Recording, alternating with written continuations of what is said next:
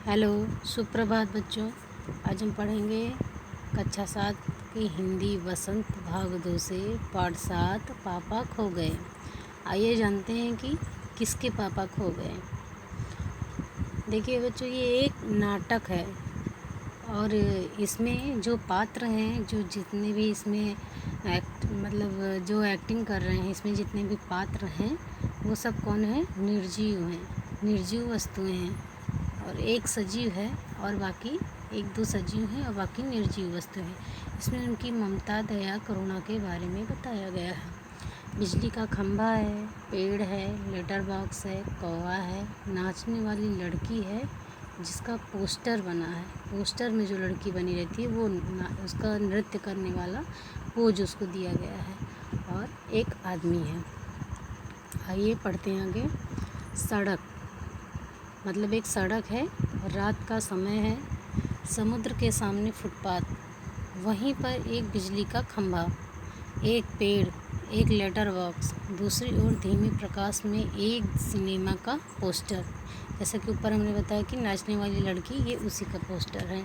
Poster पर नाचने की भंगिमा में एक और औरत की आकृति, मतलब कि उसकी हाव भाव कैसे हैं, नाचने के एक्टिंग वो जैसे करती हैं वैसे ही कर रही है। उसी पोज में उसके पोस्टर बना है। समुद्र से सनसनाती हवा का बहाव, दूर कहीं कुत्तों के भौंकने की आवाज़। खंभा, खंभा कहता है जमाई लेते हुए, राम राम राम, रात बहुत हो गई। तो पेड़ कहता है आजकल की रातें कैसी हैं, जल्दी बीतने में ही नहीं आती। तो फिर खंभा बोलता है दिन तो कैसे न कैसे हड़बड़ी में बीत जाता है। फिर पेड़, लेकिन रात को बड़ी बोरियत होती है। खंभा, तब भी बरसात की रातों से तो ये रातें कहीं अच्छी हैं। पेड़ राजा, बरसात की रातों में तो रात भर भीगते रहो, बादलों से आने वाले पानी की मार खाते रहो, तेज़ हवाओं में भी बल्ब को कसकर पकड़े बराबर एक टांग पर खड़े रहो। बिल्कुल अच्छा नहीं लगता। उस वक्त लगता है कि हमसे तो अच्छा था न होता बिजली के खंभे का जन्म, बल्ब फेंक दो तब दूर कहीं भाग जाने का जी होता है।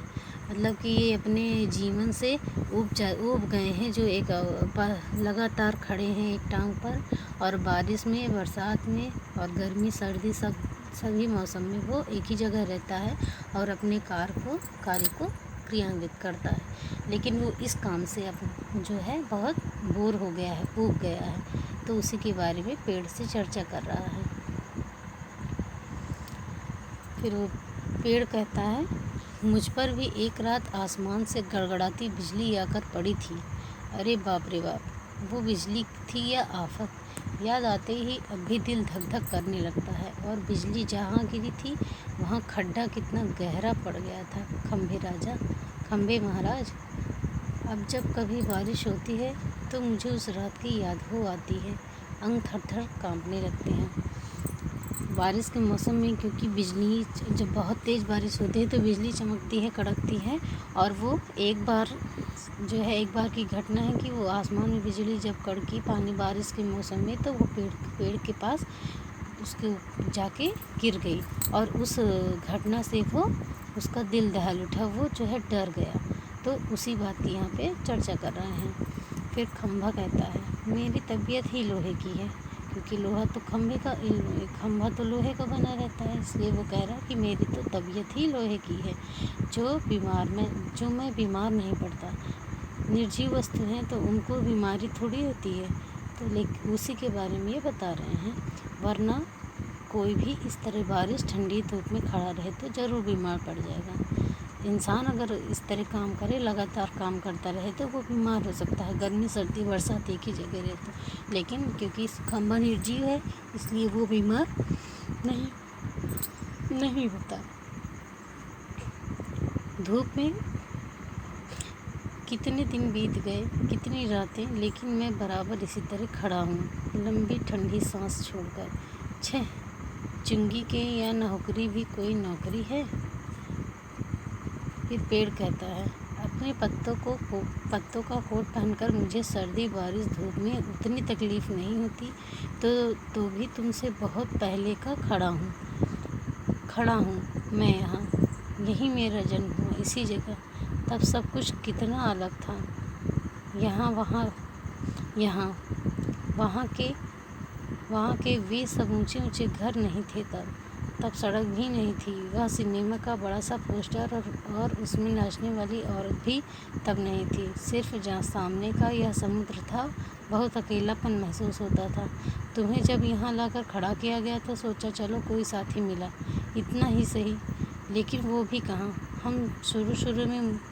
तुम शुरू में मुझसे बोलने को ही तैयार नहीं थे। मैंने बहुत बार कोशिश की, पर तुम्हारी अकड़ जहाँ थी वहीं कायम थी।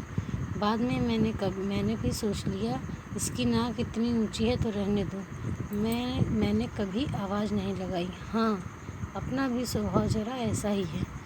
मतलब वो पेड़ क्योंकि अपने बारे में बताता है कि वो खंबे, लड़कियाँ, पोस्ट और लेटर बॉक्स सबसे पहले वहाँ पे था। केवल वहाँ पे समुद्र था और ऊंची ऊंची बिल्डिंगें होया करती थी। लेकिन वो अकेले बहुत बोरियत महसूस करता था। लेकिन जब खंबे गढ़े, जब बिजली की तार बनी, तो जब उसने पेड़ ने खंबे से बात करने की कोशिश की तो वो बात नहीं करना चाहता था। तो वही कहता है कि मैंने 1-2 बार बुलाया, लेकिन जब नई आवाज़ उसने दी, उसने बात नहीं करना चाही, तो मैंने भी बात करना बंद कर दिया। फिर खंभा। और एक दिन जब आंधी पानी में मैं बिल्कुल तुम्हारे ऊपर ही आ पड़ा। तो एक बार जब आंधी पानी आता है तो वो खंभा जो है गिर जाता है और उस खंभे को वो पेड़ जो रहता है वो थाम लेता है, नीचे गिरने नहीं देता, बचा लेता है। तो उसी के बाद से वो खंभा उससे बोलने लगता है। फिर है पेड़ कहता है, बाप रे कैसा था वो आंधी पानी का तूफान।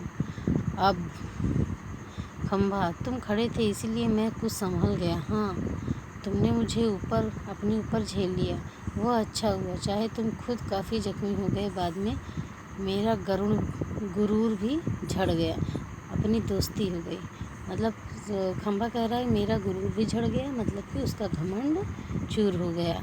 जब वो गिरने लगा तो पेड़ ने उसको संभाल लिया और नीचे नहीं गिरने दिया। तो पहले वो बात नहीं करता था, लेकिन जब ये हादसा हुआ तो उसका घमंड चूर चूर हो गया और वो तब से पेड़ से बात करने लगा। पेड़ कहता है, हवा आज भी बहुत है। दोनों चुप। हवा की आवाज़, कुत्ते को भौंकना, पोस्टर पर बनी नाचने वाली लड़की और टेढ़ी हो जाती है और उसके घुंघरू बजते हैं। वह फिर पहले की तरह स्थिर हो जाती है, मतलब कि फिर से उसी तरह हो जाती है। हवा बहने के कारण जब तिरछी होती है तो हिल जाती है। उसके पैरों में जो घुंघरू होते हैं वो फिर बच जाते हैं, लेकिन फिर वो हवा चलने की वजह से फिर से वो अपने पहले की तरह स्थिर सही हो जाती है। फिर लेटर बॉक्स को किसी दोहे का एक चरण गुनगुनाता है और रुक जाता है। फिर एक कौवा रहता है। कौवा पेड़ के पीछे से झांक कर कहता है, कौन है जो रात के वक्त इतनी मीठी आवाज़ें लगाकर मेरी नींद खराब कर रहा है। जरा भर चैन नहीं इन्हें। जब लेटर बॉक्स गाना गाने लगता है, दोहा का चरण गुनगुनाने लगता है, तो कौवा कहता है कि कौन है ये जो रात को इतनी मीठी आवाज़ लगाकर मेरी नींद खराब कर रहा है। फिर लेटर बॉक्स कहता है, मीठी आवाज़ में नहीं गाएं तो क्या इस कौवे जैसी कर्कश काँव काँव करें। कहता है, जरा भर चैन नहीं। पेट में हाथ डालकर एक पत्र निकालता है और धीरे से जीभ को लगाकर खोलता है और उसमें से कागज़ निकालकर रोशनी में पढ़ने लगता है। लेटर बॉक्स करता है, फिर यह किसकी चिट्ठी आकर पड़ी है। हेडमास्टर, ठीक क्या कहता है।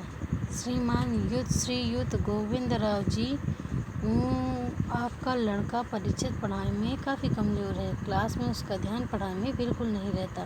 इसकी बजाय उसे क्लास से गायब रहकर बंटे खेलना ज़्यादा अच्छा लगता है। आप एक बार खुद आकर मुझसे मिलिए। परीक्षित के पापा हेडमास्टर से भी मिल लेंगे तब क्या हो जाएगा। स्कूल में बच्चे पढ़ें नहीं, क्लास से गायब रहकर बंटे खेलते रहें, इसका क्या मतलब? फीस के पैसे क्या फुकट में आते हैं? सभी पापा लोग ऑफिस में इतना काम करते हैं, तब कहीं जाकर मिलते हैं पैसे। उन्हें ये बच्चे फुकट के समझे, आखिर क्यों? मुझे हेडमास्टर होना चाहिए था। इस परीक्षित के रोज़ तब मैं अच्छी तरह ठिकाने लगा था। यह पत्र रखकर दूसरा निकालता है। यह किसका है? ये लेटर बॉक्स करता है, क्योंकि वो अकेले रहता है, बोर होता है, तो वो रातों को सबकी चिट्ठियाँ पढ़कर अपना समय निकालता है, समय बिताता है। खंबा बोलता है, क्यों लालता हूँ?